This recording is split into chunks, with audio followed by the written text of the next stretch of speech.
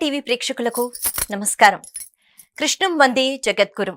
ఈరోజు మనతో ఉన్నారు ఇస్కాన్ గోవర్ధన్ ఇకో విలేజ్ ముంబై నుంచి ప్రణవానంద ప్రభుజీ. నమస్తే ప్రభుజీ. నమస్కారం అండి. ఎలా ఉన్నారు ప్రభుజీ? మేము బాగున్నాం, మీరు ఎలా ఉన్నారండి? బాగున్నాను ప్రభుజీ. మీ ఆధ్యాత్మిక ప్రయాణం గురించి ముందుగా మాట్లాడుకుందాం. అంటే మీరు నేర్చుకున్న లేకపోతే అభ్యసించిన విద్య, అక్కడి నుంచి ఈ ఆధ్యాత్మిక ప్రయాణం ఇది ఎలా కొనసాగింది? లౌకిక విద్య మేము కంప్యూటర్ సైన్స్ ఇంజనీరింగ్ కంప్లీట్ చేసాం. 2017లో మేము ఇంజనీరింగ్ పూర్తి చేసామన్నమాట. అయితే చిన్నప్పటి నుంచి మాకు చాలా ఆధ్యాత్మికమైన ఒక ఇంక్లినేషన్ అనేది ఉండింది. శాస్త్రం అధ్యయనం చేయటం, అలానే భాగవతం రామాయణాదులు వినటం ఆచార్యుల నుంచి, తర్వాత ఆలయానికి వెళ్ళటం, గోసేవ చేయటం, ఇంట్లో భగవద్మూర్తుల ఆరాధన చేసుకోవటం, ఇలా చిన్నప్పటి నుంచి మాకు ఆధ్యాత్మికంగా ఉండటం అని అంటే చాలా ఇష్టం అనమాట. మా తల్లిదండ్రులు కూడా మాకు చిన్నప్పటి నుంచి ప్రోత్సాహాన్ని ఇచ్చారు. ఆ విధంగా మాకు ఎప్పుడు కూడా నో అని చెప్పలేదండి. ఎప్పుడైనా సరే మమ్మల్ని ఆధ్యాత్మికంగా మార్గంలో ఎన్నడూ కూడా ఆపలేదు. ఎంతో మంది వాళ్ళకి చెప్పారు, అరే ఇలా చేస్తే ఏమైపోతాడు మీ పిల్లవాడు అని. వాళ్ళు అన్నారు, చాలా సంతోషం, మంచి ధార్మికంగా ఉండటం, ధర్మ మార్గం కోసం నిలబడటం అలాంటి కోరిక ఉంది అని అంటే మేము చాలా గర్వంగా ఉంటున్నాం, మేము చాలా అదృష్టవంతులము అని మాకు చాలా ఆశీర్వాదాన్ని ఇచ్చారనమాట. కాబట్టి వాళ్ళ ఆశీర్వచనంతో, పెద్దలు ఎంతో మంది మహానుభావుల యొక్క అనుగ్రహంతో మేము అలా భక్తి మార్గంలో ముందుకు వెళ్తూ ఉన్నాం అనమాట. అయితే శ్రీ గౌడీయ వైష్ణవ సాంప్రదాయంలో మేము ఆధ్యాత్మిక భగవత్పరమైన విద్య శ్రీల ప్రభుపాదుల వారు అనుగ్రహించిన మార్గంలో శ్రీ చైతన్య మహాప్రభు యొక్క సాంప్రదాయాన్ని తెలుసుకోవటం, పూర్తిగా చెప్పాలి అని అంటే మేము ఇంజనీరింగ్ చదువుకున్నప్పుడు మాకు శ్రీల ప్రభుపాదుల వారి యొక్క భగవద్గీత యథాతథం అనే పుస్తకాన్ని చదవటంతో చాలా భక్తిలో ఒక ప్రేరణ అనేది కలిగిందనమాట. భగవద్గీత యథార్థ జ్ఞానం తెలుసుకునే ఒక అదృష్టం కలిగింది. దాంతోపాటు మా గురువు గారి యొక్క సాంగత్యం కూడా లభించటం, ఆయన పుస్తకాలు చదవటం, ఆయన ప్రవచనాలు వినటం, వాటన్నిటితో ఇంకా భక్తి మార్గం అంటే ఏంటి, అసలు ఇంకా ఫైనర్ ఆస్పెక్ట్స్ ఆఫ్ భక్తి, చిన్న చిన్ని మర్మములు కూడా అసలు ఎందుకు చేస్తాం, ఏం చేస్తాం, అసలు ఆధ్యాత్మికత యొక్క ఎసెన్స్ ఏంటి అనే విషయాలన్నీ తెలుసుకున్నాక మాకు చాలా ఆనందం వేసింది. ఇంజనీరింగ్ అయిపోయాక మా తల్లిదండ్రుల యొక్క పర్మిషన్ తీసుకొని మేము ఆశ్రమంలో జాయిన్ అయ్యాం. 2019 నుంచి ఇప్పటి వరకు ఆశ్రమంలో సేవ చేస్తూ ఉన్నాం. గోవర్ధన్ ఇకో విలేజ్లో మా గురువు గారి యొక్క సేవ, అలానే భగవంతుడి గురించి భాగవత రామాయణాదుల మాధ్యమంగా ప్రజలతో పంచుకోవటం, అలా మా ఆధ్యాత్మిక ప్రయాణం అనేది భాగవత ఆచార్య కృపతో నడుస్తూ ఉంది. అయితే మీరు ఇందాక భగవద్గీత పుస్తకము అంటే మీరు ఇంజనీరింగ్లో ఉన్నప్పుడు అది పూర్తిగా వేరే విద్య, అంటే ఆధ్యాత్మికంలోకి రావాలి అంటే ఆ పుస్తకం మాత్రమే మార్చిందా, లేకపోతే చిన్నప్పటి నుంచి మీరు నేర్చుకున్న ఆ సంస్కారం ఏదైతే ఉందో, అంటే మీకు ఎప్పటి నుంచో అనిపిస్తూ ఉండేదా కొంచెం పెద్దయిన తర్వాత నేను ఈ రంగంలోకి వెళతాను అని, లేకపోతే అకస్మాత్తుగా? అంటే మాకు చిన్నప్పటి నుంచి ఈ కోరిక ఉండేది. మేము తప్పకుండా వివాహం వైపు అయితే ఎప్పుడూ ఆలోచించలేదు. మేము తప్పకుండా సన్యాసాశ్రమంలో ఉంటూ సేవ చేయాలి, పూర్తిగా మా సమయం మొత్తం భగవంతుడికి అంకితం చేయాలి అనే ఇచ్చ ఉండేది. కానీ ఆ సంస్కారములు కూడా మాకెంతో హెల్ప్ చేశాయి భగవద్గీతను కరెక్ట్గా అండర్స్టాండ్ చేసుకోవటం శ్రీల ప్రభుపాదుల వారి యొక్క వాక్యాల ప్రకారంగా. దాంతోపాటు మాకు మా స్నేహితులు ఎంతో మంది భక్తి పరిచయం అయిన వాళ్ళకి కేవలం ఈ పుస్తకం కూడా ఎంతో గొప్ప మాధ్యమంగా తయారైందనమాట. కాబట్టి రెండు, అటు సంస్కారములు ఇటు ఆధ్యాత్మిక విద్య, ఈ రెండు మనకి చాలా దోహదపడింది నా విషయం వరకు అయితే. కానీ నేను ఎంతో మందిని చూసాను, ఎంతో మంది ఫారినర్స్ కూడా మీరు చూస్తూ ఉంటారు, కృష్ణ భక్తి అనుసంధానం చేస్తూ ఉంటారు. మరి వాళ్ళకి ఎలా సంస్కారాలు తెలియదు కదా. అయినా సరే మనం ఎవరైతే వినయంతో శాస్త్రాన్ని ఆచరిస్తే, అధ్యయనం చేస్తే వాళ్ళకి సకల వేద శాస్త్ర సారాంశం కూడా అబ్బుతుంది. అది గురు కృప, ఆచార్య కృప. నిజంగా చెప్పాలంటే భగవద్భక్తి ఏదో మనం చేసుకున్న పుణ్యం వల్లనో మనకుండే సంస్కారముల వల్ల లాదండి. అది కేవలం భగవద్భక్తుల యొక్క కృప, భగవంతుడి యొక్క కృప ఉంటేనే మనకు కలుగుతుంది అనమాట. కాబట్టి మనకి ఆ కోరిక ఉండాలి, స్వామి యొక్క కృప, ఈ రెండు ఉన్నప్పుడు మనకు తప్పకుండా ఆ భగవద్భక్తి మార్గంలో మనం ముందుకెళ్ళచ్చు. అయితే ఆధ్యాత్మిక చింతన అనే మాట వింటూ ఉంటాం. కొంతమందికి అయితే గురువులు యొక్క అనుగ్రహం ఉంటుంది కాబట్టి వారు గురుముఖత చక్కగా అన్ని నేర్చుకుంటారు. కొంతమందికి అంటే ఇప్పుడు ఈ సమయంలో నేను ఆధ్యాత్మిక చింతన వైపు వెళ్ళాలి అని అనిపించింది అనుకోండి ఎవరికైనా, ఎప్పుడైనా ఏ వయసులో అయినా, అప్పుడు ఒకవేళ గురువు దొరకకపోతే వాళ్ళు కూడా ఆధ్యాత్మిక చింతన వైపు వెళ్ళాలి అంటే ఎలా వాళ్ళ ఆలోచన ఉండాలి? కృష్ణం వందే జగద్గురు, అందరికీ కృష్ణుడు గురు, ఆది గురువు, జగద్గురువులు ఆయనే. కాబట్టి కృష్ణుడు చెప్పిన గీత మన సనాతన ధర్మంలో ఒక బేసిక్ ఫిలాసఫికల్ పుస్తకం.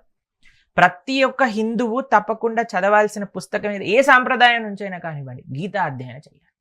గీత చదివితే అసలు సనాతన ధర్మం అంటే ఏంటో తెలుస్తుంది అనమాట. ఆ గీతను అధ్యయనం చేశాక మనకి అవగతం అవుతుంది ఏంటి అసలు ఆధ్యాత్మికత, భగవంతుడు అంటే ఎవరు, మనమంటే ఏంటి, మనం భగవంతుడిని ఎందుకు పొందాలి, ఎలా పొందాలి, నాకు భగవంతుడికి ఉండే సంబంధం ఏమిటి, ఇవన్నీ తెలుసుకున్నాం అనుకోండి. దాని తర్వాత మనకి ఆ భగవత్ ప్రేరణతో, ఆ భగవంతుడికి మనం చేసే ప్రార్థన యొక్క శుద్ధితో స్వామియే మనకి గురువుని అనుగ్రహిస్తారు. ఆ ఇచ్చ ఉండాలి. మీరు అంటున్నారు కదా, ఆ కోరిక ఇప్పటి వరకు మీకు ఒక విషయం చెప్తానండి.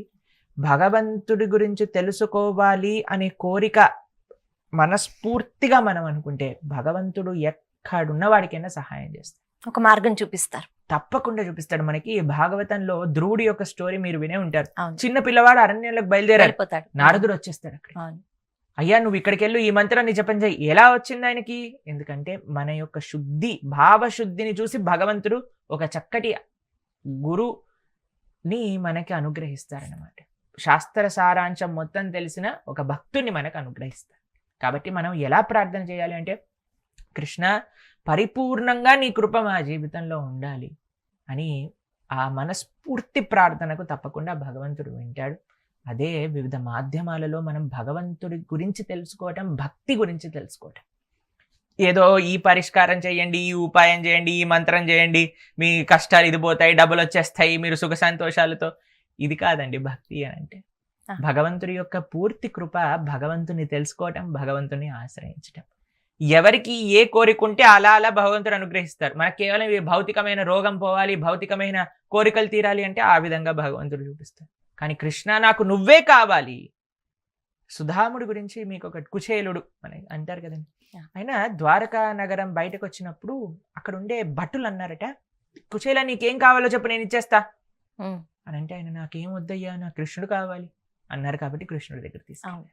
కానీ ఆయన ఏ కోరిక కోరినా సరే, నాకు బంగ్లా కావాలి అని ఇచ్చేవాళ్ళు, నాకు డబ్బులు కావాలి అని ఇచ్చేసేవాళ్ళు, నాకు ఇంత భూములు కావాలి అంటే ద్వారకా నగరం యొక్క ద్వారపాలకుల దగ్గరే అంత ఐశ్వర్యం ఉండేదట. కృష్ణుడి దగ్గరికి వెళ్ళాల్సిన అవసరం లేదు.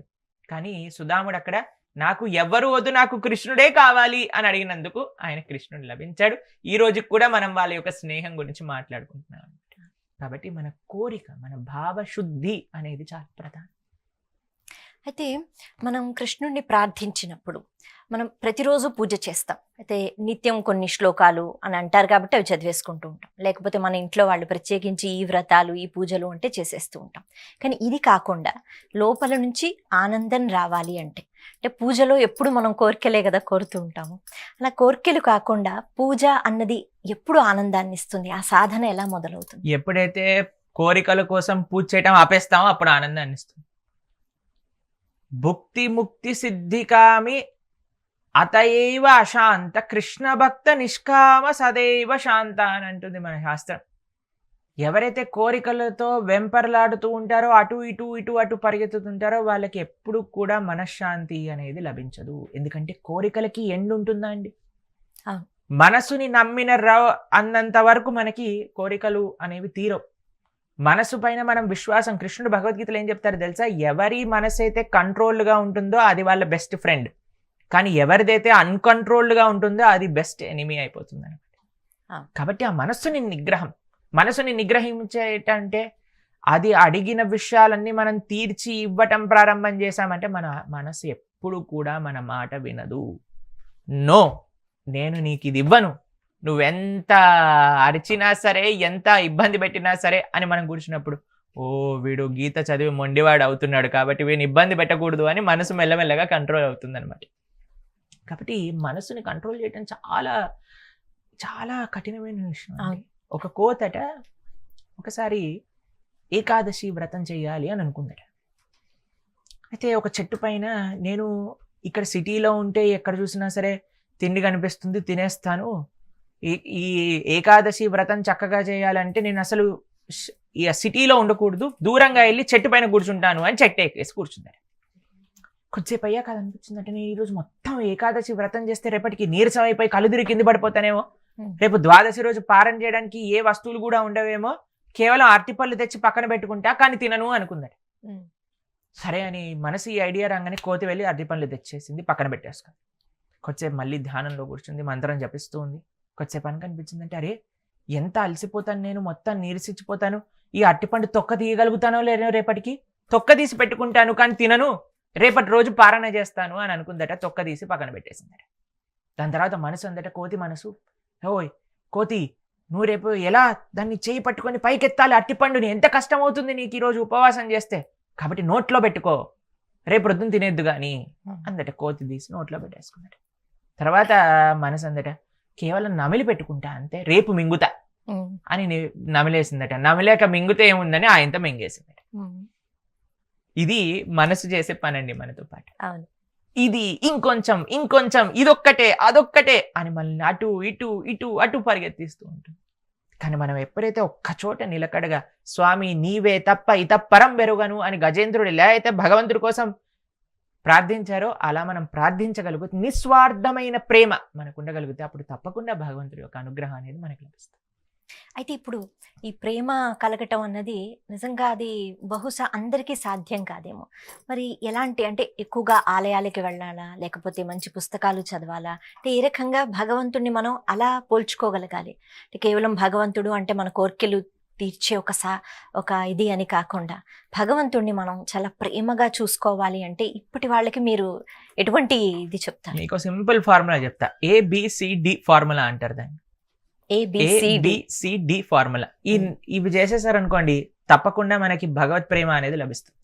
ఫస్ట్ది A ఫర్ అసోసియేషన్, మంచి భగవద్భక్తుల యొక్క సాంగత్యం. లోకే సజ్జన సంగతి రేఖ భవతి భవార్నవ తరణే నౌక అని అంటారు. ఎవరి యొక్క సాంగత్యంలో ఉంటే మనం అలా మారిపోతామండి. మనం ఎంత మంచి వాళ్ళమైనా సరే దుష్టుల యొక్క సాంగత్యం ఉంటే దుష్ట పరివర్తన అనేది మనకు వస్తుంది. మనం ఎంత దుష్టులమైనా సరే మంచి ధర్మం తెలిసిన వాళ్ళతో భగవద్భక్తిలో ఉన్నాం అనుకోండి తప్పకుండా మనకి ఆ మంచి భగవద్భక్తి అనేది అప్పుతుంది అనమాట. కాబట్టి మంచి వాళ్ళ యొక్క సాంగత్యం ఇది ఫస్ట్ రూల్. ఆధ్యాత్మిక ప్రయాణం, కృష్ణ ప్రేమ మనకు కలగాలి అని అంటే అసోసియేషన్. B ఫర్ బుక్స్, మంచి ఆధ్యాత్మిక గ్రంథములు, గీత భాగవత రామాయణాదులు మనం చదవాలన్నమాట. ఇప్పుడు చాలా మందికి చదివే అలవాటు ఉంటుందండి, నేను చూస్తూ ఉంటాం. మనమేమో హైదరాబాద్కి వస్తున్నప్పుడు ఎయిర్పోర్ట్లో చాలా ముసలావిడండి, అసలు ఎంత అంటే అసలు వీల్ చైర్ పైన కూర్చుంది, ఒకరు తీసుకెళ్తున్నారనమాట. ఫ్లైట్ 1.5 hours డిలే అయింది. అయితే ఆవిడ ఏం చేస్తున్నారు తెలుసా, న్యూస్ పేపర్లో పజిల్ సాల్వ్ చేస్తున్నారు అనమాట. అయితే మధ్య మధ్యలో వాళ్ళ కూతురికి ఫోన్ చేసి అడుగుతున్నారు, ఈ ఆన్సర్ నాకు రిలేగట్లేదు చెప్పు అని. నేను అనుకున్నా ఈ వయసులోనైనా కృష్ణారామ అనుకుంటే బాగుండేది, ఇప్పటి వరకు పజిల్ సాల్వ్ చేశారు కానీ జీవితం సాల్వ్ అయిపోయే సమయానికి వచ్చింది, ఇప్పుడైనా సరే కృష్ణారామ అనుకోవాలి కదా. అవును, ఇప్పుడు టైం ఎవరికి లేదండి, మాకు టైం లేదు అని చెప్పడం పెద్ద అబద్ధం అండి. మనం ఇన్స్టాగ్రామ్ చూడడానికి మన దగ్గర సమయం ఉంటుంది, వాట్సాప్ స్టేటస్లు చెక్ చేసుకోవడానికి సమయం ఉంటుంది, మనకి ప్రొఫైల్లో ఇవి చేయడానికి సమయం ఉంటుంది. మనం ఎన్నిట్లో సమయాన్ని ఒక్కసారండి కూర్చొని పొద్దు నుంచి రాత్రి దాకా ఎంత సమయం వేస్ట్ చేశాము అని మనం ఒకసారి ఆలోచిస్తే కొన్నిసార్లు అయితే ఆశ్చర్యపోతాం, మనం ఇంత సమయం పోయిందా మన జీవితంలో ఉంచాలి. ఈ ప్రపంచంలో అన్నిటికంటే విలువైన వస్తువు ఏదన్నా ఉంటే అది సమయం అండి. అన్నిటికంటే గొప్పది, వెలకట్టలేనిది సమయం.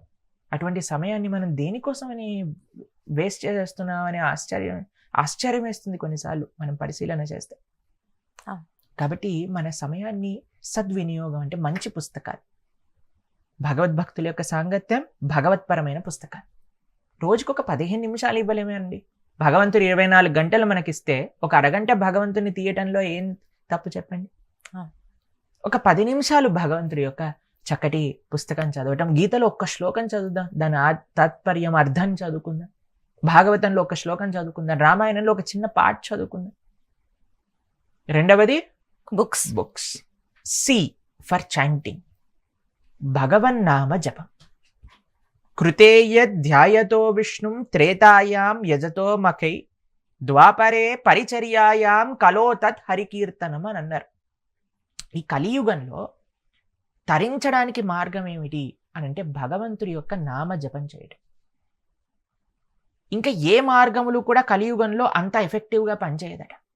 కృతయుగంలో అన్నిటికంటే effective way of reaching God ఏంటి అని అంటే ధ్యానం చేయడం, మెడిటేషన్ చేయడం. కలియుగంలో మెడిటేషన్ చేస్తే నిద్ర వస్తుంది కానీ భగవంతుడు కనిపించరు. రెండవది యజ్ఞయాగాది క్రతువులు. యజ్ఞయాగాది క్రతువులు అనేది చాలా క్లిష్టమైన ప్రాసెస్ అండి. అన్ని కరెక్ట్ ప్యూర్ ఇంగ్రీడియంట్స్ కావాలి, స్పష్టంగా మంత్రాన్ని ఉచ్చరించే పండితుడు కావాలి, ఆవునేతి స్వచ్ఛమైన ఆవునేతి కావాలి, కల్తీ ఆవునేయి కాదనమాట. ఇవన్నీ అసలు ఇప్పుడైతే మనం టీవీలలో చూస్తుంటాం కదా, అవి పాలు కాదు షాంపూ నీళ్ళు అని అంటున్నారు. అప్పుడు పాలే షాంపూ నీళ్ళు అయితే నెయ్యి ఇంకేది అవుతుందో మనకేం తెలుసు చెప్పండి. కాబట్టి ఇటువంటి కల్తీ ప్రపంచంలో మనకి నెయ్యి ఎక్కడ దొరకాలి? వాటితో యజ్ఞయాగాది క్రతువులు అన్నిటినీ కూడా సక్రమంగా నిర్వహించే ఒక సామర్థ్యం కలియుగంలో లేదు.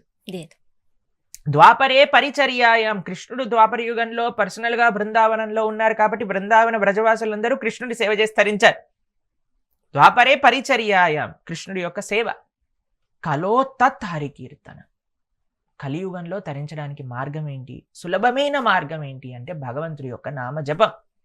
అందుకే భగవన్నామ వైభవం అని చెప్తారు ఏ సాంప్రదాయంలో చూసినా సరే. శంకరాచార్యులు భజగోవిందం భజగోవిందం గోవిందం భజ మూఢమతే సంప్రాప్తే సన్నిహితే కాలే నహి నహి రక్షతు రుక్రుంకరన్. భజ గోవిందం, ఆ భగవంతుని భజించు, ఆయన నామాలని చెప్పు. కాబట్టి ఎక్కడ చూసినా సరే భగవన్ నామ విశిష్టత, నామ జపం. ఎక్కడి నుంచి దక్షిణ భారతదేశం నుంచి ఉత్తర భారతదేశం వరకు ఎన్ని ఆచార్యులు వచ్చారో అందరూ కూడా భగవన్నామాన్ని జపం చేయాలి అని చెప్పారు. కాబట్టి అటువంటి నామ జపం. 3. 4 డి ఫర్ డైట్. అంటే మనం ఆహారాన్ని ఏది స్వీకరిస్తున్నాం. ఒక ప్రిన్సిపల్ ఉందండి, good in good out, bad in bad out. మనం ఏది చూస్తామో, ఏది వింటామో, ఏది తింటామో, ఏది మనం స్పర్శిస్తామో అవే ప్రవృత్తులు మనకి బయటకు వస్తాయి. కాబట్టి మన శాస్త్రములు ఏం చెప్పాయి అంటే ఏ వర్ణంతో సంబంధం లేదండి. ఎవరైనా సరే ఆధ్యాత్మికంగా ముందుకెళ్ళాలి, ఈ మానవ విలువైన దుర్లభమైన మానవ జన్మని సార్థకం చేసుకోవాలి అనంటే జీవహింస చేయకూడదు. ఎట్టి పరిస్థితిలో కూడా ఎవరిని కూడా తెలియకే మనం ఎన్ని ప్రాణుల్ని హింసిస్తున్నామండి. నడుస్తుంటే ఎన్ని ప్రాణులు పోతున్నాయి, కార్లలో బిల్డింగ్లు కడుతున్నాయి, ఎన్ని ప్రాణులు తెలియకుండా పోతున్నాయి. ఇంకా తెలిసి జీవహింస చేయకూడదు అని చెప్తుంది శాస్త్రం. చాలా మంది మమ్మల్ని అడుగుతుంటారు, భగవద్గీతలో ఎక్కడ చెప్పాడు ఈ విషయం గురించి? ఎన్నిసార్లు అహింస అహింస అహింస ఎన్నిసార్లు కృష్ణుడు చెప్పాడో తెలుసా? అసలు మనం గీత చదవం కాబట్టి మనకు ప్రాబ్లం అన్నమాట. కాబట్టి తెలిసి చేయకూడదు. కాబట్టి సాత్వికమైన ఆహారము అని అంటారు. సాత్వికము అని అంటే అందులో కూడా కొన్ని నియమాలు ఉన్నాయి. శాకాహారంలో కూడా సాత్వికం అంటే వేరు. ఏవైతే రాజసీక తామసీక వస్తువుల్ని దూరంగా పెట్టాలన్నమాట. కొన్ని పదార్థములు ఉన్నాయి, తెలుగు వారికి చెప్తే అంతగా డైజెస్ట్ అవ్వదు. అయినా సరే శాస్త్రాన్ని మాట్లాడాల్సినప్పుడు మాట్లాడాలి కరెక్ట్గా ఏం శాస్త్రంలో చెప్పారు. ఉల్లిపాయలు ఎల్లిపాయలు మనం స్వీకరించకూడదు అనమాట. అది మనం ఎంత స్వీకరిస్తే అంతగా మనకి డీప్ సైన్సెస్ ఆఫ్ స్పిరిచువాలిటీ అర్థం కాదు అని చెప్తారు. ఎందుకంటే అది రాజసీక ప్రవృత్తి, దట్స్ ఎ సైన్స్, దాన్ని ఒప్పుకొని తీరాలి. దీనికి భగవద్భక్తికి సంబంధం లేదు అని కొంతమంది మాట్లాడుతూ ఉన్నారట టీవీలో, మాకు తెలిసిన వాళ్ళు చెప్తూ ఉన్నారు. కానీ శాస్త్రం చెప్పే విషయం వేరండి. శాస్త్రము మనం తినే ఆహారానికి డైరెక్ట్ గా మన మనసుతో సంబంధాన్ని పెట్టేసింది. భక్తి అనేది మనసుతో సంబంధించింది కదండి. ఆహార శుద్ధౌ సత్వశుద్ధి అని అన్నారు. ఆహార శుద్ధి అనేది కావాలి. మీకు ఒక సింపుల్ ఎగ్జాంపుల్ చెప్తానండి. ఎవరినైనా అడగండి, మీ ఫేవరెట్ ఫుడ్ ఏంటి అని అంటే అమ్మ చేతి వంట అని అంటారు. ప్రతి ఒక్క మదర్ ఏమన్నా 5 స్టార్ హోటల్లోకి వెళ్ళి ట్రైనింగ్ తీసుకొని ఎలా కుకింగ్ చేయాలి, ఎలా ప్లేటింగ్ చేయాలి అని ఏమైనా ఆలోచిస్తారా అండి? అమ్మ దగ్గర ఉండేది ఒకటే ఒక గుణం, ఏంటో తెలుసా? ప్రేమ. పిల్లల పట్ల ప్రేమతో ఉండుతుంది. కాబట్టి ఎవరిని అడిగినా మా అమ్మ చేసిందే నాకు ఇష్టము అని అంటారు. కాబట్టి ఏం ట్రాన్స్ఫర్ అయింది, ఎందుకు నీకు అది నచ్చుతుంది అని అంటే అమ్మ ప్రేమను నువ్వు ఆస్వాదించగలుగుతున్నావు కాబట్టి నీకు అది నచ్చుతుంది. నీకు తెలిసినా తెలియకపోయినా అదే రీజన్ ప్రతి ఒక్క పిల్లవాడికి తన అమ్మాయి చేతి వంట నచ్చటంలో. ఎవరికి అట్లా ప్రేమ ఉంటే వాళ్ళు మనకి ఇస్తారు. హోటల్ వాడికి మన పైన ప్రేమ ఉంటుందా అండి? వచ్చారా మీరు మా కోసం? మనం డబ్బులు వచ్చారండి. ఇస్తాం కదా. డబ్బులకు సంబంధం కానీ మనతో ప్రేమతో సంబంధం కాదు కదండి. ఆయన ఏ గొడవలో ఉన్నారో, వాళ్ళ ఇంట్లో ఏ తగాదాలు ఉన్నాయో మనకి తెలియదు. ఆయన వచ్చి వీడికి కొండాల్సి వస్తుంది, వీడు ఏం ఆర్డర్ చేశాడు అనుకోండి, ఆ కోపం మనకు కూడా వస్తుంది. కొన్నిసార్లు మమ్మల్ని అడుగుతుంటారు, ప్రభుజీ మేము ఎందుకు కోపడ్డామో తెలియదు ప్రభుజీ. ఎందుకు అని అంటే తెలియదు కాదు, తెలిసే. ఏంటి అని అంటే మనకి సోర్స్ తెలియని ఆహారాన్ని మనం స్వీకరించినందుకు. కాబట్టి ఆహారంలో కొన్ని నియమాలు ఉన్నాయి. సాత్వికమై ఉండాలి, సోర్స్ తెలిసి ఉండాలి అన్నమాట. అందుకే ఇంట్లో తినడం అన్నిటికంటే ముఖ్యము అని శ్రేష్ఠ. మేము మొన్న ఒక డాక్టర్ని కలిసామండి. అయితే ఆయన చెప్తున్నారు, ప్రభుజీ అన్ని ప్రాబ్లమ్స్కి పులి స్టాప్ ఏంటి అని అంటే బయట తినటం ఆపేసేయాలి, ఇంట్లో మంచిగా ఇంట్లో ఏం చేసుకుంటారో అది తినాలి, సాత్వికమైన ఆహారాన్ని తినాలి, లైఫ్ స్టైల్ డిసీజ్ అని చెప్తున్నారు ఈ మధ్య. తెలిసినా మీకండి? ఒక డాక్టర్ ఉన్నారు ముంబైలో, ఆయన ఏ ప్రాబ్లం వచ్చినా సరే మీరు గీత చదవండి అని చెప్తారనమాట. గీత చదివి గీతలో చెప్పిన విషయాలను మన జీవితం అవగతం చేసుకొని మార్చుకుంటే అన్నీ కూడా బాగుంటుంది అని ఆయన చెప్తారన్నమాట. గీతలో ఆహారం గురించి కూడా ఆహారం ఎంత చెప్పాడంటే ఒక చాప్టర్ మొత్తం కూడా దీనికే డెడికేట్ చేశారు స్వామి పాప. అవును, ఆయన ఈ విషయాల గురించి చెప్తున్నారంటే ఎంత గొప్ప విషయం, ఎంత ముఖ్యమైన విషయం అండి. కృష్ణుడు ఆహారం గురించి మాట్లాడుతున్నారు అని అంటే ఒకసారి అర్థం చేసుకోండి. కాబట్టి అది కూడా కురుక్షేత్ర యుద్ధం మధ్యలో, అదే యుద్ధం మధ్యలో ఆహారం. ఏ సోర్స్ తెలిసి ఉండాలి, మన పైన ప్రేమ ఉన్న వాళ్ళు వంట చేసి ఉండాలి, సాత్వికమై ఉండాలి, శాకాహారమై ఉండాలి. ఇవన్నీ ఉన్నా అది భగవంతుడి యొక్క నివేదన కాకపోతే దాని ఫలితం ఉండదన్నమాట. కృష్ణుడు గీతలో చెప్తారు, ప్రతి ఒక్కటి నాకు అర్పించి ప్రసాదంగా స్వీకరించు అని. ఇప్పుడు మనందరికీ తెలుసండి, పండగ రోజు రుచి కూడా చూడరు చాలా మంది ఇంట్లలో. అయినా సరే స్వీకరించినప్పుడు ఏమనిపిస్తుందండి? చాలా మంది చెప్తారండి, ప్రభుజీ ఈ రోజు బెస్ట్ ప్రసాదం మా ఇంట్లో పండగ రోజే. ఏం బెస్ట్ వచ్చింది? నువ్వు ప్రతిరోజు ఉప్పు చూసి టేస్ట్ చేసి వండినా సరే రాని రుచి ఈ రోజు ఎందుకు వచ్చింది అని అంటే భగవంతుడికి నివేదన చేశారు కాబట్టి. అదే ప్రతిరోజు నివేదన అయితే తిరుమల ఎంతమందో వెళ్ళుంటారు, ఆ చిన్న డొప్పలో ఇంతంత ప్రసాదం ఇస్తారండి. పెరగన్నం, దాంట్లో ఏం ఉండదు, దాంట్లో ఏం కాజులు ఉండవు, కిస్మిస్లు ఉండవు, ఏమంటే దానిమ్మ పళ్ళ గింజలు ఉండవు, ఏం ఉండవు అనమాట. కానీ స్వీకరిస్తూ ఉంటే ఎంత ఆస్వాదన, ఇంకా కావాలి ఇంకా కావాలంటారు కానీ ఇవ్వరు మనకి. ఎందుకు ఆ రుచి వచ్చింది అని అంటే భగవంతుడి యొక్క కృప దాంట్లో ఉంది కాబట్టి. అదే ప్రతిరోజు ప్రసాదం అయితే ఇంకెంత బాగుంటుంది, మనసు ఎంత బాగుంటుంది, శరీరం ఎంత బాగుంటుంది. కాబట్టి అందుకే ఈ 4 విషయాలు. ఒకటి అసోసియేషన్, మంచి భక్తుల యొక్క సాంగత్యం. బి ఫర్ బుక్స్, మంచి దైవీ గ్రంథములు. సి ఫర్ చాంటింగ్, భగవన్ నామ స్మరణ. డి ఫర్ డైట్, శాకాహారము, సాత్వికమైన భగవత్ ప్రసాదము. ఈ 4 కానీ మనం చేయగలిగితే మంచి ఆధ్యాత్మిక మార్గంలో మనం ముందుకెళ్ళగలుగుతాం. మనం గత జన్మల గురించి వింటూ ఉంటాం, ఒక్కొక్కసారి వాసన అనే పదం వింటూ ఉంటాం. అంటే గత జన్మ వాసనలు అన్నవి ఈ జన్మలో కూడా ఉంటూ ఉంటాయి అని వింటూ ఉంటాం. అంటే నిజంగానే అలా ఉంటాయా? దాన్ని బట్టే మన ప్రవర్తన తీరు ఉంటుందా? లేదు అంటే మనం ఏమైనా మారవచ్చా? మీకు ఒక విషయం చూస్తూ ఉంటారు ఈ ప్రపంచంలో, అప్పుడప్పుడు న్యూస్లలో వస్తుంది, చిన్న పిల్లవాడు పుట్టతంతోనే డ్రమ్స్ కొడుతూ ఉన్నారు, చిన్న పిల్లవాడు పుట్టతంతోనే ఫ్లైట్లలో ఇంట్రెస్ట్ ఉంటుంది, పుట్టతంతోనే సంగీతం బాగా పాడతారు, కొంతమంది పుట్టతంతోనే ఆధ్యాత్మికంగా ఉంటారు. ఎక్కడి నుంచి వచ్చాయండి? కడుపులో ఏమైనా మనం చిప్పేసామా వాళ్ళ లోపల? కాదే, పూర్వజన్మ వాసనలు అంటే ఉంటాయి, తప్పకుండా ఉంటాయి. ఎందుకంటే జీవి ఇప్పుడు మన స్టార్టింగ్ ఇది కాదు కదండి, ఎన్నో జన్మాంతరాల నుంచి మనకు వస్తున్నాయి ఆ వాసనలన్నీ మనకు వస్తాయి. ఇప్పుడు జీవుడి యొక్క ప్రయాణం చూడండి, గత జన్మ వాసనలు పట్టుకొని వస్తారు, దాని తర్వాత తల్లిదండ్రుల యొక్క సంస్కారములు పట్టుకుంటాయి, దాంతోపాటు తల్లి గర్భంలో శిశువు ఉన్నప్పుడు తల్లి చేసిన కార్యక్రమాలన్నీ కూడా ఆ శిశువు పైన ఇది చేస్తాయి. ఇప్పుడు మాకు ఒకళ్ళు మొన్నే చెప్పారనమాట, ప్రభుజీ మేము పిల్లవాడు కడుపులో ఉన్నప్పుడల్లా మీ శ్రీమద్ భాగవతం, సంపూర్ణ భాగవతం, రామాయణం, భగవద్గీత ఇవన్నీ శ్రవణం చేశాం. ఇప్పుడు వాడు ఎక్కడున్నవాడైనా సరే మీ లెక్చర్ పెట్టంగానే వెంటనే తిరుగుతాడు అటువైపు, అలర్ట్ అయిపోతాడు, చిన్న పిల్లవాడైనా సరే అని అన్నారు. ఎందుకు అని అంటే వాడికి అమ్మ వినటం చేత అవన్నీ కూడా అలవడ్డాయి అనమాట. ప్రహ్లాదుడు అంత గొప్ప భక్తుడు ఎలా అయ్యాడండి? నారదుడు యొక్క ఉపదేశాలు తల్లి వినలేదు కానీ ఈయన గర్భంలో విన్నాడు అనమాట. కాబట్టి తల్లి కడుపులో పిల్లవాడు ఉన్నప్పుడు అమ్మ ఏవైతే సంస్కారములను ఏ విధమైన ఆహారాన్ని తీసుకుందో, ఏది చూసిందో, ఏది విన్నదో వాటిని, దాంతోపాటు అనంత కోటి జన్మల కర్మ, మళ్ళీ పిల్లవాడిని ఎలా తల్లిదండ్రులు పెంచుతారో, వాడు టీచర్లు ఎలా చూస్తారో, ఇవన్నీ పట్టుకొని మనం జీవుడు ముందుకు నడుస్తున్నాడు అనమాట.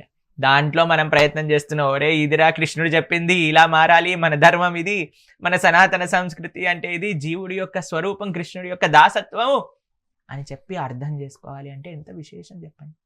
కాబట్టి మంచి మనస్సు, ఒక సింపుల్ వినయంతో, ఒక నమ్మకంతో ఉన్న వాళ్ళు ఎవరైనా సరే భగవంతుని అర్థం చేసుకోవచ్చు. ఎన్ని జన్మలు చేసిన పాపమైనా సరే భగవద్భక్తి అనే ఒక జ్ఞాన దీపాన్ని వెలిగించటంలో పోతుంది. మీరు చూడండి, ఒక 100 సంవత్సరాలు ఈ రూమ్ని లాక్ చేశారు అనుకోండి, చీకటితో నిండిపోయింది. 100 సంవత్సరాల తర్వాత మీరు ఒక దీపం తీసుకొని ఈ రూమ్లోకి ప్రవేశించారు. 100 సంవత్సరాల చీకటి కూడా ఒకటే నిమిషంలో పోతుంది కదా. అంతేకాని మెల్లమెల్లగా మెల్లమెల్లగా మెల్లమెల్లగా చీకటి దొరుకుతుందా? కాదు కదండి.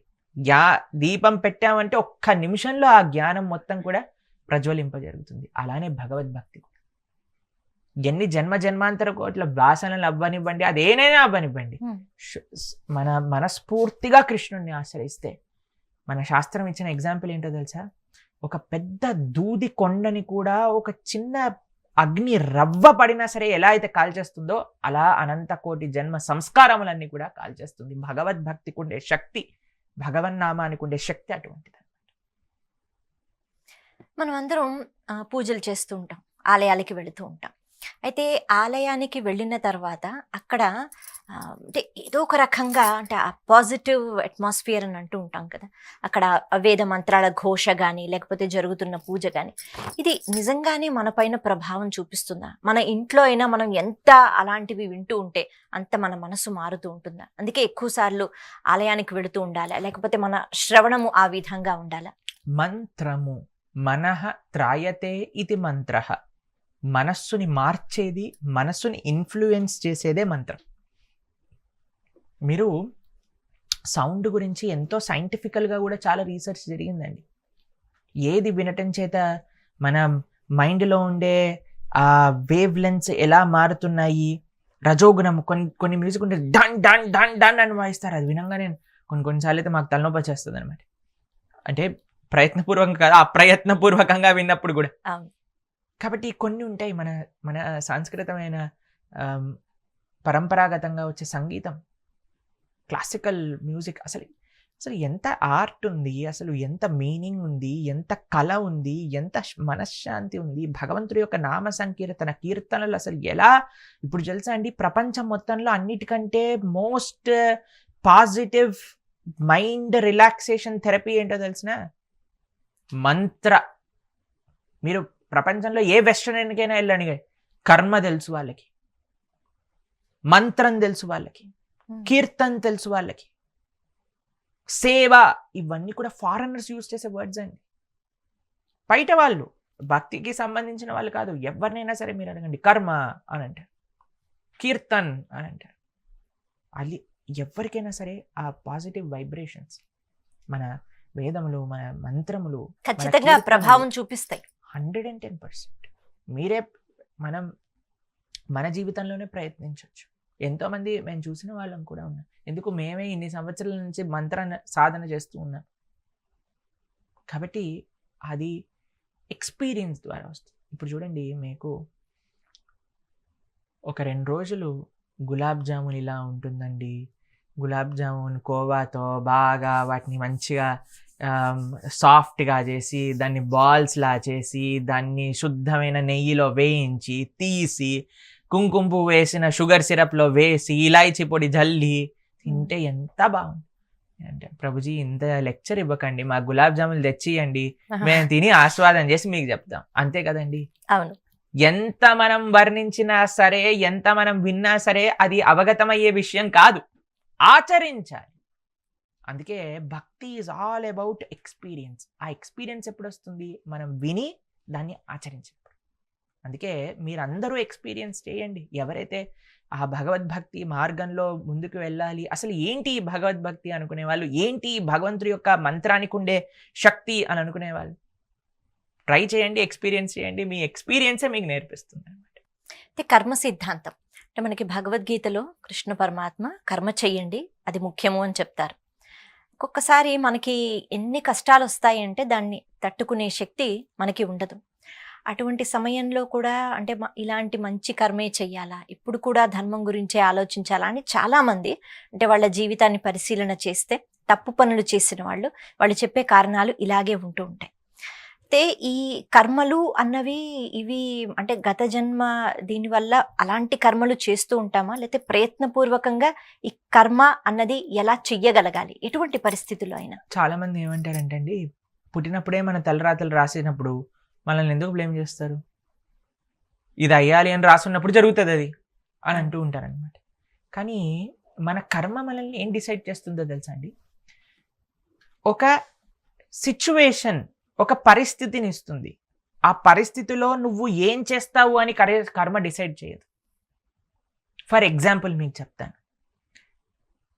మన పూర్వజన్మ కర్మ ద్వారా మనకి ఈ ఫోన్ దక్కుతుంది అని రాసి ఉంటుంది. ఆ ఫోన్ ఉపయోగించి నువ్వేం చేస్తావు అనే దాన్ని బట్టి నీ ఫ్యూచర్ కర్మ డిసైడ్ అయ్యి ఉంటుంది. ఫోన్తో మంచి పనులు చేయొచ్చు, చెడు పనులు చేయొచ్చు. అది నీ చేతుల్లో ఉంది. ఆ చాయిస్ భగవంతుడు నీకు ఇచ్చాడు. ఫర్ ఎగ్జాంపుల్, ఒకరికి ఈ 3 BHK విల్లా ఉంది, కర్మలో అది మాత్రమే ఉంది. కానీ ఆ ఇంట్లో నువ్వు భగవన్మూర్తులను ప్రతిష్టాపన చేసుకొని చక్కగా ధార్మికంగా ఉంటావా? పిల్లలందరితో, భార్య భర్తతో, అత్త కోడళ్లతో, తల్లిదండ్రులతో కలిసిమెలిసి ఒక బాధ్యతాయుతమైన ఒక సిటిజన్గా నువ్వు బతుకుతావా? లేదా అక్కడ ఏదన్నా కుట్రలు, కుతంత్రాలు, వేరే వాళ్ళపైన పన్నాగాలు ఇవన్నీ పన్నుతావా? అది డిసైడ్ చేయడు భగవంతుడు. అది కర్మ డిసైడ్ చేయదు. అర్థమైందా మీకు? సిచ్యువేషన్ ఒక ఫెసిలిటీ మనకిస్తుంది. ఆ ఫెసిలిటీలో నువ్వేం చేస్తావు దాన్ని బట్టి ఫ్యూచర్ డిసైడ్ అవుతుంది. నువ్వేం చేస్తావు అనేది డిసైడ్ అవ్వదు. నీకు ఏం వస్తుందో డిసైడ్ అవుతుంది. దాన్ని బట్టి నువ్వేం చేస్తావో దాని యొక్క పరిణామాలు బట్టి every action as equal and opposite reaction. ఈ సిద్ధాంతం ప్రకారంగా మనం ముందుకెళ్తూ ఉంటుంది అనమాట. కాబట్టి నాకంతా రాసే ఉంది కాబట్టి నేను ఇలానే ఉంటుంది అలా కాదండి.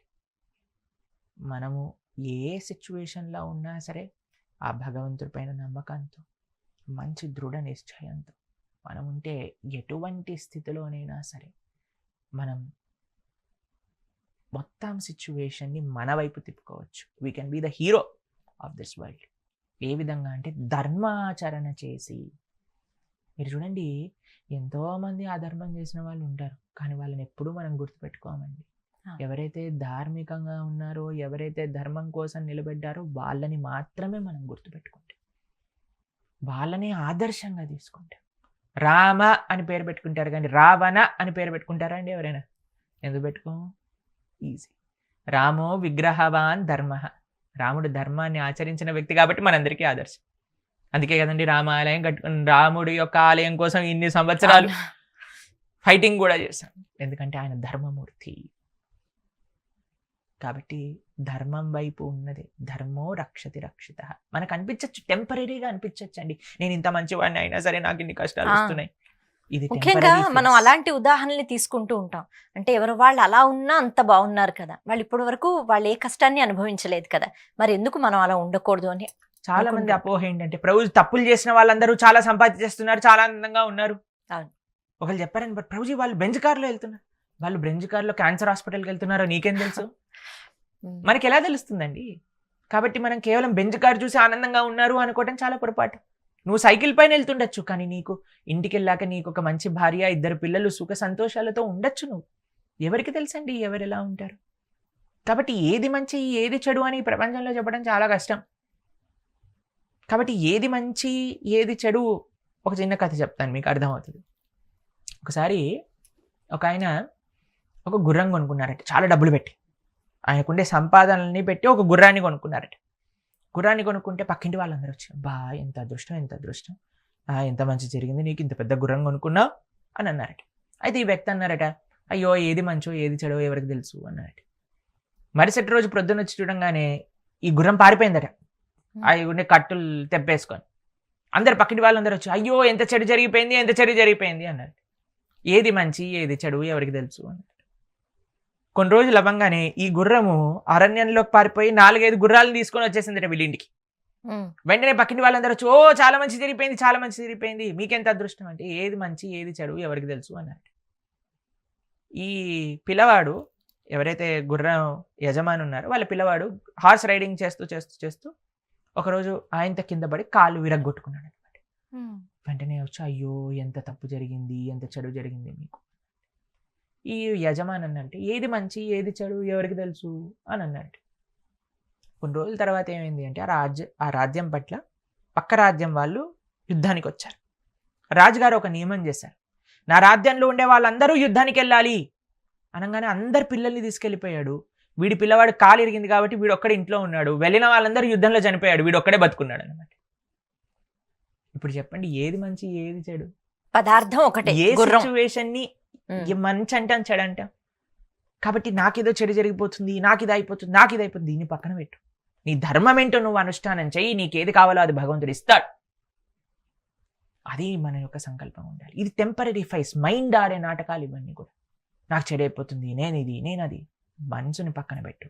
భగవంతుడు ఇచ్చిన ఒక సూత్రాన్ని ఫాలో అవ్వు. ధర్మం, ఆ ధర్మమే మనల్ని రక్షిస్తుంది, రక్షించి తీరుతుంది, దాంట్లో ఎటువంటి డౌట్ లేదు. ప్రభుజీ, భయం భక్తి అని వింటూ ఉంటాం కదా.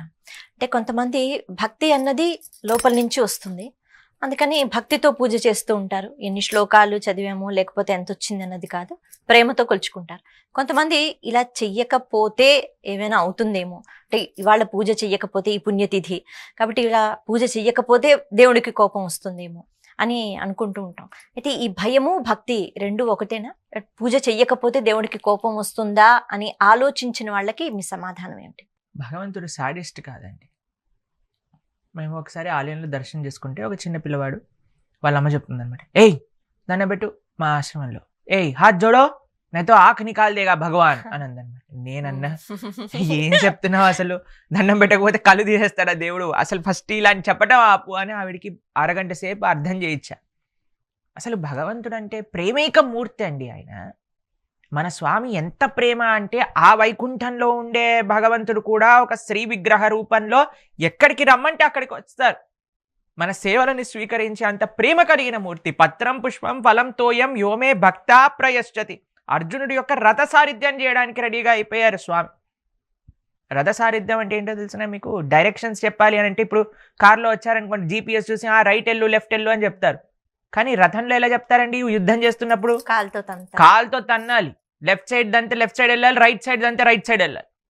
అలా అనేక కోటి బ్రహ్మాండాలను సృష్టి చేసిన కృష్ణుడు అర్జునుడి యొక్క రథ సారిథ్యం చేస్తున్నాడు అంటే భగవంతుడి యొక్క కృప ఎటువంటిదండి. అటువంటి భగవంతుని పట్టుకొని కళ్ళు తీసేస్తాడు, ఇది చేయకపోతే అలా అవుతుంది. ఇప్పుడు కొన్ని ఛానళ్ళల్లో మేము అప్పుడప్పుడు మాకు వీడియోలు పంపిస్తున్నారు, ప్రభుజీ ఇది నిజమేనా, అందులో ఇలా చేయకపోతే భగవంతుడి యొక్క కోపానికి పాత్రలు అవుతారు.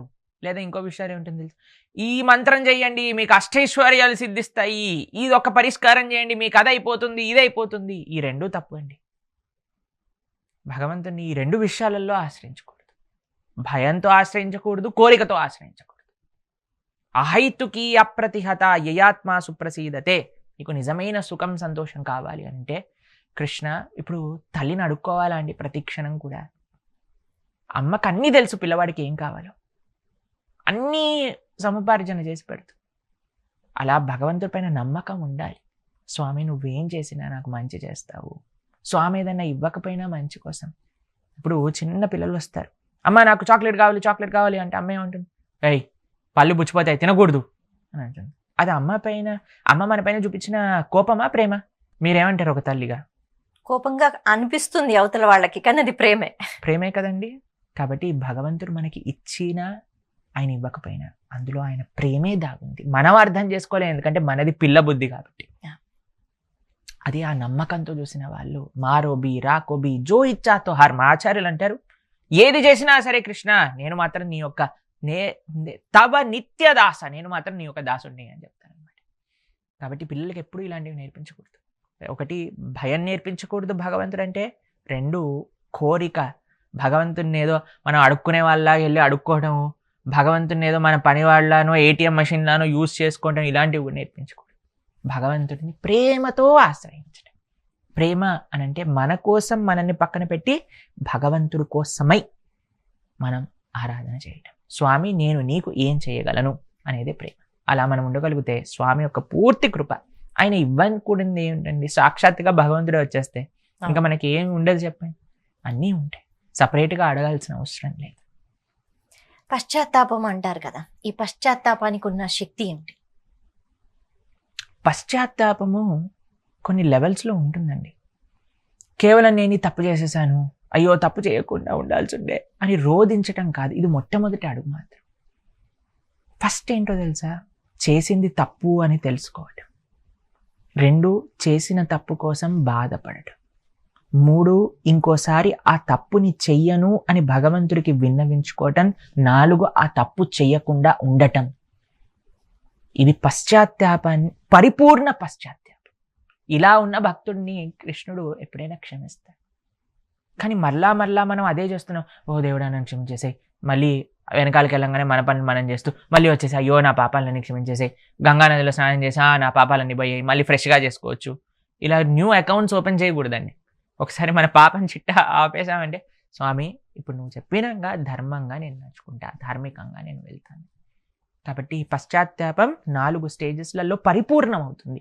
మిస్టేక్ తెలుసుకోవటం, మిస్టేక్ కోసం రిపెంట్ చేయటం, ఆ మిస్టేక్ మళ్ళీ చెయ్యను అని విన్నవించుకోవటం, మిస్టేక్ చేయకుండా ఉండటం. లేకపోతే వేరే వాళ్ళలాగా మనం కూడా సండే టు సండే మిస్టేక్స్ చేసి సండే రోజు వెళ్ళి కన్ఫెషన్ అని చేస్తారనమాట.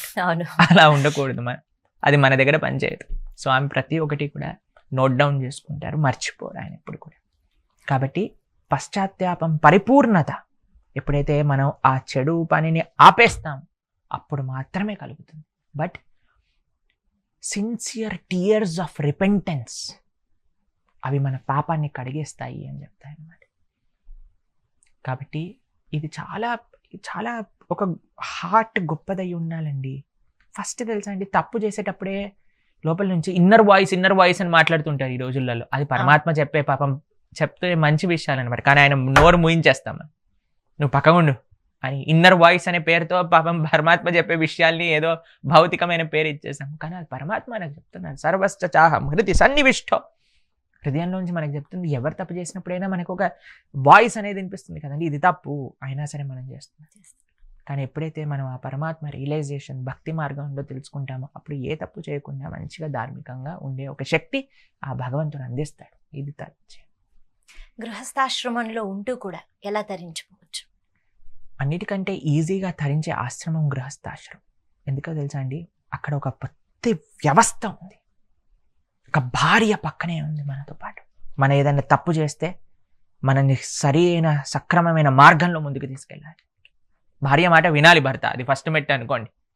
ప్లస్ భార్య కూడా భర్తకి మంచి చెప్పే విధంగా తయారవ్వాలి. కానీ ఈ రోజులలో చూస్తే అసలు జనాలు ఎలా అయిపోయారంటే, మీ తల్లిదండ్రులు ఉండకూడదు మాతోటి, న్యూక్లియర్గా మన ఒక్కలమే ఉండాలి, నువ్వు నేను చెప్పిన మాటలే వినాలి. కానీ ఇప్పుడు చూడండి, ఎవ్రీథింగ్ ఇస్ అ బ్యాలెన్స్. అలా అని తల్లిదండ్రులు బాగున్నారా, అత్తమామలు అని అంటే, అత్తమామలు ఎంత రామచంద్రుడు సీతమ్మ తల్లి యొక్క అత్తమామలు ఎంత ప్రేమగా చూసుకున్నారండి. అసలు సీతమ్మ తల్లి కైకమ్మ రాముడు అనేది కానీ సీతమ్మ తల్లిని ఏమనలేదు తెలిసినా మీకు, నా కోడలికి మాత్రం ఏం కావద్దు అని అన్నది. దశరథ మహారాజు సీతమ్మ తల్లి ఎప్పుడు ఏ విషయాన్ని నువ్వు ఎవరమ్మా అడిగితే దశరథ మహారాజు యొక్క కోడల్ని అని చెప్పింది సీతమ్మ తల్లి. అంత ప్రేమగా సీతమ్మ తల్లిని చూసుకున్నారు. కాబట్టి అత్తామామలు వాళ్ళ యొక్క ధర్మాన్ని అనుసరించాలి, పిల్లలు వాళ్ళ ధర్మాన్ని అనుసరించాలి. ఎవరికి ఏ పరిణితి, ఎంతవరకు మనం ఏ హద్దు, ఒక వయసు అయిపోయినాక మనం ప్రతి దాంట్లో తలదూర్చటం, ప్రతి ఒక్క నిర్ణయాలలో జోకం చేసుకోవటం, మన యొక్క రాజ్యం చెలామణి చేయటం, ఇలాంటివి పక్కన పెట్టేసేయాలి. ఏదో కృష్ణారామ అనుకున్నామా, మన పని మనం చేసామా, ఆశీర్వదించామా, మనస్ఫూర్తిగా పిల్లల యొక్క అభివృద్ధి చూస్తున్నామా, ఇవి పెద్దలకు ఉండాల్సిన లక్షణాలు. పిల్లలకి ఎవరైతే పిల్లవాడు ఉన్నాడో, ఎవరైతే కూతురు ఉందో, ఎవరైతే కోడలు ఉందో, వాళ్ళ లక్షణం, వాళ్ళకుండే బాధ్యత ఏంటి? మన తల్లిదండ్రుల్ని గౌరవంగా చూసుకుంటున్నామా, వాళ్ళకి కావాల్సిన అన్నీ కూడా మనం చేసి పెడుతున్నామా? ఇది పిల్లల బాధ్యత అండి. ఎన్ని వృద్ధాశ్రమాలు పెరుగుతున్నాయి. అనాథాశ్రమం ఉంది అంటే మనం అర్థం చేసుకోవచ్చు, వృద్ధాశ్రమం ఎందుకు ఉండాలి అసలు. అందుకే మేము చెప్పాము మా వాళ్ళందరికీ, మేము వానప్రస్థాశ్రమం కాదు, మీ పిల్లల్ని గెంటేసే ముందే మీరే వచ్చేసేయండి భగవంతుడి యొక్క సేవ చేసుకోవడానికి. అంటే అయితే ఎంతమంది వస్తారు అంటే అందరు చేతులు ఎత్తారనమాట. ఎవరికి కాన్ఫిడెన్స్ లేదు పిల్లలు చూసుకుంటారో లేదో అని. కాబట్టి అలా తయారైపోయింది సమాజం.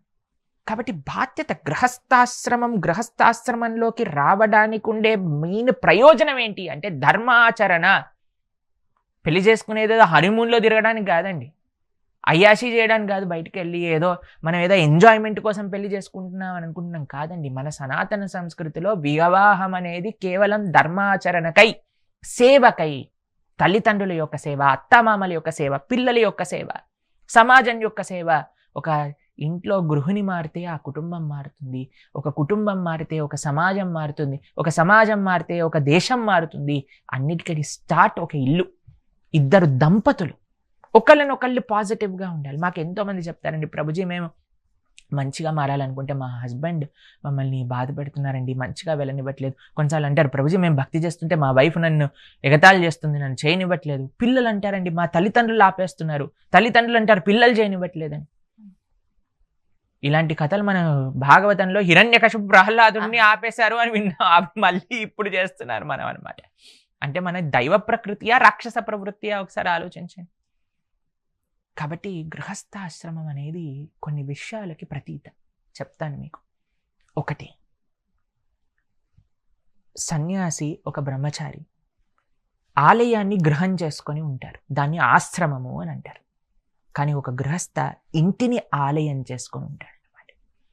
భగవంతుడి యొక్క ఆరాధనతో ఇల్లు కలకలలాడుతూ ఇంట్లో నుంచి సమాజానికి సేవ. మొట్టమొదటిది గృహస్థుడి యొక్క ధర్మం ఏంటి అంటే భగవద్ ఆరాధన ఇంట్లో చేసుకోవటం. ఇందులో ఆడవాళ్ళు చేయాలి ప్రభుజీ, మగవాళ్ళకి అవసరం లేదు. నువ్వు జీవుడివి కాదా?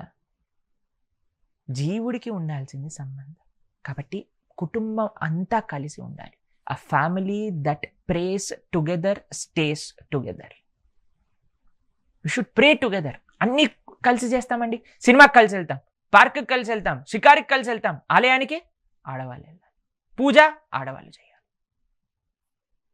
కలిసి చేయండి, అప్పుడు మన జీవితంలో మార్పు చూస్తాం. ఎందుకు ఇన్ని డైవర్స్లు అయిపోతున్నాయి, ఎందుకు ఇంతమంది విడిపోతున్నారు అని అంటే ఆ togetherness. Ego centric life lead చేస్తున్నాం. అదే గాడ్ సెంట్రిక్ లైఫ్ వచ్చింది అనుకోండి, అన్ని కలుస్తుంది. 2, ప్రజలకి సేవ. శ్రీల ప్రభుపాదుల వారు అంటారు, ప్రతి ఒక్క గృహస్థ ధర్మం ఏంటి అని అంటే, ఆయన ఫర్ ఎగ్జాంపుల్ ఇన్స్పిరేషన్ కోసం చెప్తారు, ప్రతిరోజు కూడా ఎవరికో ఒకళ్ళకి అన్నం పెట్టాలి, తగినంత సేవ చేయాలి. ఎందుకంటే 4 ఆశ్రమాలు ఉన్నాయి మనకి, అందులో కేవలం గృహస్థ మాత్రమే వర్కింగ్ పర్సన్. సన్యాసి ధర్మసేవ, బ్రహ్మచారి శాస్త్రాధ్యయన, వానప్రస్థ వైరాగ్యం. గృహస్థ ఈ ముగ్గురిని చూసుకుంటూ సమాజాన్ని చూస్తూ ముందుకెళ్తారనమాట. 2 దానం, ధర్మం, ఇది గృహస్థ యొక్క లక్షణం. 3 ఒక మంచి ధార్మికమైన పిల్లల్ని కని ధార్మికంగా వాళ్ళని పెంచడం. 4 ఇవన్నీ చేస్తూ వాళ్ళ యొక్క సొంత సాధన చేసుకోవటం. ఇవి గృహస్థ ధర్మం. ప్రభుజీ ఇన్ని రెస్పాన్సిబిలిటీస్ ఉన్నాయి, ఎలా జరుగుతుంది అని అంటే ఒక వ్యవస్థ తోడుంది కాబట్టి. భర్తకు భార్య, భార్యకు భర్త, తల్లిదండ్రులకు పిల్లలు, పిల్లలకి తల్లిదండ్రులు, ఇవన్నీ ఉన్నాయి కాబట్టి it makes everything easy. Difficult అనుకుంటే డిఫికల్ట్, ఈజీ అనుకుంటే ఈజీ. బట్ అంత గొప్ప గొప్ప భగవద్భక్తులు ఎవరి గురించి మనం విన్నా సరే వాళ్ళు గృహస్థ భక్తులే అయి ఉంటారు. ఎంతో మంది భక్తుల్ని, యుధిష్ఠిర మహారాజు గృహస్థులు కదా, అంబరీష మహారాజు గృహస్థులు కదా, పృథు మహారాజు గృహస్థ, పృథు అర్చి, కుంతి మహారాణి, ఎక్కడెక్కడ భాగవతోత్తముల గురించి చెప్పినా సరే వాళ్ళు గృహస్థులైన లక్షణం మనకు కనిపిస్తూ ఉంటుంది అనమాట. కాబట్టి అన్నిటికంటే గొప్ప ఆశ్రమం, వందనీయమైన ఆశ్రమం గృహస్థాశ్రమం. దాని యొక్క పవిత్రతను కాపాడినప్పుడు, దాని యొక్క బాధ్యతని మనసారా స్వీకరించినప్పుడు. ప్రభుజీ, శ్రీకృష్ణ పరమాత్మకి 16,000 మంది భార్యలు అని అంటారు. అయితే దీన్ని మనం ఎలా అర్థం చేసుకోవాలి? అది తప్పు. కృష్ణ పరమాత్మకి 16,000 మంది భార్యలు కాదు, 16,108 మంది భార్యలు. ఇందాక మనము గృహస్థాశ్రమం గురించి మాట్లాడుకున్నట్టుగా ఆయన ఒక ఐడియల్ గృహస్థాశ్రమం. అటు రాముడు ఎంత గృహస్థాశ్రమ ధర్మాన్ని పాలించారో అంతగానే కృష్ణుడు పాలించారు. ఎందుకో తెలుసునండి, ఎప్పుడైనా మీరు విన్నారా శాస్త్రంలో 2 భార్యలకు గొడవైంది, లేదా ఒక భార్యతో డైవర్స్ అయిపోయింది, అలా విన్నారా మీరు ఎక్కడైనా కృష్ణుడి గురించి? లేదు. 16,108 మందికి 16,108 బంగారు భవనములనిచ్చి 16,108 మందితో ఒకటే సమయంలో వాళ్ళకుండే గృహస్థాశ్రమ ధర్మాలను నిర్వర్తించారు పరమాత్మ. ఒకసారి నారదుకు డౌట్ వచ్చింది, నేను ఇంతమంది భార్యలను పెళ్లి చేసుకున్నాడు, ఏం చేస్తున్నాడో చూద్దాము అని ఒక్కొక్క భవనంలోకి వెళ్తే, ఒక భవనంలో సంధ్యావందనం చేస్తున్నాడు, ఇంకో భవనంలో దానం ఇస్తున్నారు, ఇంకొక భవనంలో వేద పండితుల యొక్క ఆశీర్వచనం స్వీకరిస్తున్నారు, ఇంకొక భవనంలోకి వెళ్తే మినిస్టర్తో మాట్లాడుతున్నారు, ఇంకొక భవనంలోకి వెళ్తే ప్లాన్లు వేస్తున్నారు, ఇంకొక భవనంలోకి వెళ్తే పిల్లలతో ఆడుకుంటున్నారు, ఇంకొక భవనంలోకి వెళ్తే భార్యతో మాట్లాడుతున్నారు. కాబట్టి జనాలందరూ కృష్ణుడు ఏదో ఇది కృష్ణుడు ఇంతమంది భార్యలు చేసుకుంటే మేమేం చేసుకోవడం తప్ప, ఫస్ట్ మనం ఒక్కరిని ఇద్దరు అవ్వమనండి, ఇద్దరిని ముగ్గురు అవ్వమనండి, తర్వాత ఎన్ని పెళ్ళిళ్ళు కావాలంటే అన్ని పెళ్ళిళ్ళు చేసుకోమనండి. కాబట్టి భగవంతుడి పైన, భగవంతుడితో పోలిక మీకు కావాలి అని అనుకుంటే ఫస్ట్ గోవర్ధనాన్ని ఎత్తండి. గోవర్ధనం ఏంటండి, ఒక చైర్ ఎత్తలేరు వీళ్ళు, పెళ్ళిళ్ళు చేసుకోవడానికి రెడీ అయిపోతారనమాట. కాబట్టి భగవంతుడి యొక్క తత్వం అది. అంటే అందులో ఏం చూపిస్తున్నారంటే, నేను ఒక్కరితోటే ఉంటా, వేరే వాళ్ళని నెక్స్ట్ రోజు టర్న్ ఇస్తా, అలా కాదండి. ఎంతమంది ఏ క్షణంలో ఎక్కడ నుంచి భగవంతుణ్ణి ఆశ్రయించినా స్వామి వాళ్ళతో ఉంటారు. అది భగవంతుడికి సాధ్యమైనది మాత్రమే. అదే భగవతత్వము అని అంటే. అటువంటి భగవత్ శక్తి కలిగిన, భగవత్ శక్తి ఏంటి, భగవంతుడే సాక్షాత్తుగా కృష్ణుడు. కాబట్టి మానవుడితో సాధ్యమయ్యే విషయాలు కావు ఇవన్నీ కూడా. భగవంతుడి యొక్క తత్వాన్ని చింతన చేయాలి, భగవంతుడి యొక్క తత్వం గురించి తెలుసుకోవాలి. అసలు కృష్ణుడు ఎందుకు 16,000 మందిని 100 మందిని ఎందుకు వివాహం చేసుకున్నారు? ఆయనకు అష్టమహిషులు అని ఉంటారు 8 మంది, తర్వాత 16,100 మందిని పెళ్లి చేసుకున్నారు. ఎందుకు అని అంటే అందరు కోరుకున్నారు, కృష్ణ నాకు నువ్వు భర్తగా కావాలి. ఏ స్త్రీకి ఉండదండి కృష్ణుని చూశాక ఆయనని పెళ్లి చేసుకోకుండా ఉండాలి. కాబట్టి అందరూ అనుకున్నారు, అందరి కోరికని నిర్వర్తించేశారు. ఆయన భగవంతుడు కాబట్టి చేయగలుగుతారు, మనం చేయకూడదు, అది తప్పు అవుతుంది. ఇప్పుడు చూడండి, ఒక సీఎం కాన్వాయ్ వెళ్ళింది అనుకోండి, సిగ్నల్ దాటుకుంటూ స్ట్రైట్ వెళ్ళిపోతుంది. ఆ సీఎం వెళ్ళిపోయాడు, నేను కూడా వెళ్ళిపోతే నేను తీసుకెళ్ళి జోగా ప్లే చేస్తాను. ఎందుకంటే ఆయన అర్హత వేరు, నీ అర్హత వేరు.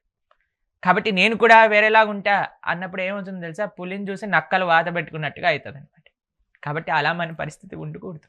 మనం అందుకే తత్వచింతన, శాస్త్రాధ్యయన, భగవంతుడి గురించి వినటం, ప్రామాణికమైన గురు శిష్య పరంపర నుంచి విన్నప్పుడు అప్పుడు భగవతత్వం, ఆయన చేసే ప్రతి లీలలో కూడా ఏంటి ఆ అంతరార్థం అనేది మనకు అవగతం అవుతుంది.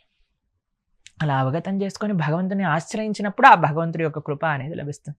అంతేగాని ప్రతిసారి మనం భగవంతుని నిందించే ప్రయత్నం చేయకూడదు అనమాట. ఇప్పుడు ఎంత నిందించినా అండి, ఇప్పుడు గాల్లో మనం మురికిని వేస్తే ఎక్కడొస్తుంది, మన పైనే కదా పడేది, ఆ పరిస్థితి అవుతుంది. కాబట్టి వినయంతో ఆశ్రయిద్దాం, భగవతత్వాన్ని తెలుసుకుందాం.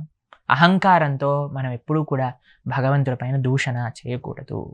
అదండి, మరి ఎంతో ఆనందాన్ని పంచిపెడుతూ ఆయన పేరులోనే ఉంది ప్రణవానంద ప్రభుజీ.